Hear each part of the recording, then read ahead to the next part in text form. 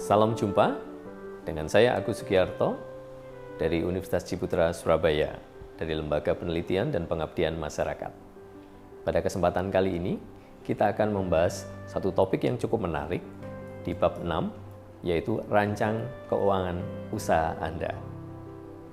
Dalam membahas materi tentang rancang keuangan usaha, ada 5 prinsip yang patut kita perhatikan. Yang pertama, kita harus bisa memisahkan keuangan usaha dengan keuangan pribadi. Yang kedua, kita harus juga bisa membuat anggaran sejak awal jumlah uang yang akan digunakan untuk kebutuhan usaha. Yang ketiga, kita harus rajin membuat catatan keluar dan masuknya proses keuangan usaha kita. Yang keempat, kita harus bisa meminimalkan risiko keuangan dan kalau bisa mulai banyak menghindari hutang. Dan yang kelima, yang penting, kita harus secara berkala membuat laporan keuangan dan sekaligus membuat review laporan keuangan itu. Kita akan masuk secara spesifik ke masing-masing tahapan yang tadi. Yang pertama, kita harus bisa memisahkan keuangan usaha dengan keuangan pribadi. Apa yang harus kita lakukan? Yang pertama, buatlah rekening yang berbeda, rekening untuk usaha dan rekening untuk kebutuhan pribadi. Yang kedua, kita harus mulai sejak awal menentukan berapa jumlah uang yang akan digunakan untuk kebutuhan usaha kita. Ini penting supaya kemudian kita mampu membuat anggaran dalam bidang usaha. Apa saja sebenarnya yang ada di dalamnya? Kita harus bisa memperkirakan kapan uang itu harus masuk dan berapa besarannya. Serta kita bisa memprediksi sejak awal, mengalokasikan kapan dan berapa besar keuangan itu harus keluar pada tahap-tahap pengelolaan usaha. Alokasi dana dari keuntungan yang diperoleh itu juga sebaiknya harus sudah dibagi-bagi. Misalkan pengalokasian 12,5% itu untuk zakat, 10% untuk ditabung, 50% untuk belanja dan dipisahkan untuk menjadi kebutuhan pribadi, 25% untuk membayar cicilan jika itu kita memiliki hutang usaha maksud saya. Kemudian 12,5% untuk tabungan dan pengembangan usaha. Alokasi ini penting untuk kita memprediksi berapa uang yang masuk dan berapa yang keluar sejak awal kita sudah prediksikan. Yang ketiga, poin yang penting juga, justru ini yang paling penting, catat semua pengeluaran dan pemasukan di bidang usaha Anda. Apa manfaatnya? Pertama, supaya rekam alur cash flow-nya atau keluar masuknya itu tercatat dengan rapi. Ini akan membantu untuk memberikan informasi kepada laporan keuangan yang nanti kita buat. Kemudian yang kedua, tentunya pencatatan ini untuk menghindari kebocoran keuangan usaha. Yang keempat, kita harus meminimalkan risiko keuangan usaha kita. Kalau bisa juga kita menghindari hutang. Bukan berarti hutang tidak bisa dilakukan, bisa, tetapi hutang harus digunakan untuk menambah modal kerja.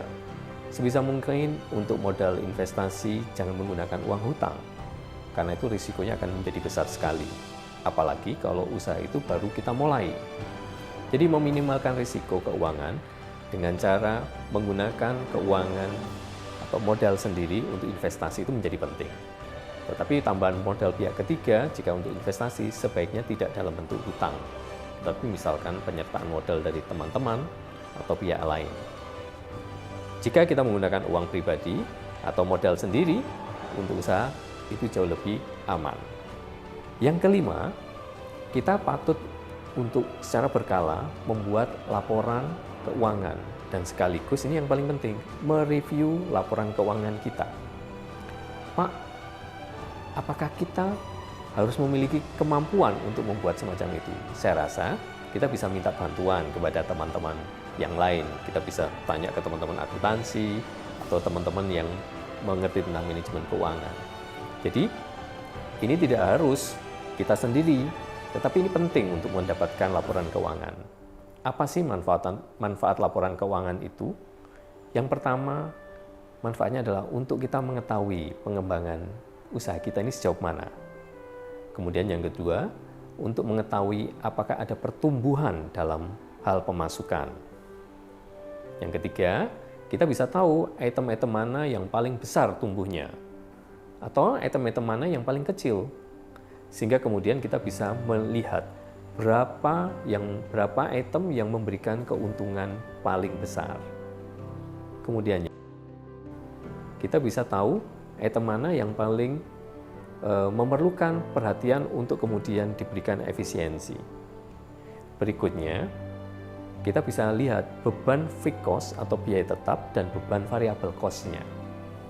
Manfaat berikutnya dari pembuatan laporan keuangan dan review keuangan ini, yang penting adalah kita bisa memperkirakan dan menghitung berapa kewajiban pajak usaha kita. Ini penting karena kalau kita memiliki usaha dan penghitungan pajak itu jelas, untuk proses berikutnya pengembangan itu kita bisa memperkirakan pengembangannya seperti apa. Itulah kelima hal yang penting dalam kita merancang keuangan usaha kita.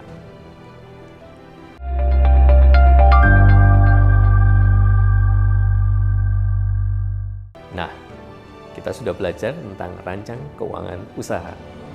Hari ini kita akan memberikan penugasan kepada rekan-rekan mahasiswa membedakan antara keuangan pribadi dan keuangan usaha itu ternyata menjadi hal yang penting.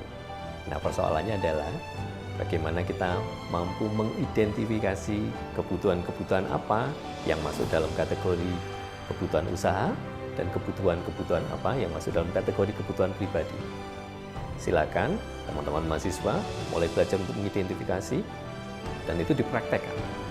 Sehingga sejak awal kita bisa nanti memilah mana ini kebutuhan usaha dan mana ini kebutuhan pribadi. Selamat mencoba.